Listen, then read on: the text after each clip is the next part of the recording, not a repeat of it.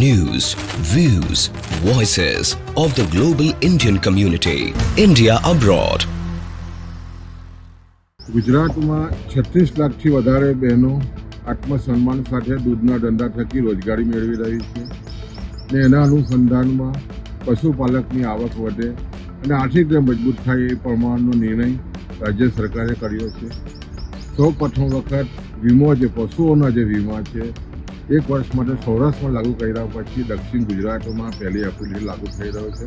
ખૂબ જ સારા સમાચાર છે અને પશુ દીઠ 100 રૂપિયામાં 40,000 રૂપિયા સુધીના વીમાની જોગવાઈ ખૂબ જ આવકારદાયક છે. અગાઉ સુમૂલ ડેરી અમે જે વીમો લેતા હતા એમાં લગભગ વર્ષનું પ્રીમિયમ 4,300 રૂપિયા હતું ને 100 રૂપિયામાં માત્ર જ્યારે વીમા લેવાની વાત થઈ અને પોર્ટલ મારફત આ વીમાની વાત છે ત્યારે ખૂબ જ આનંદદાયક સમાચાર છે.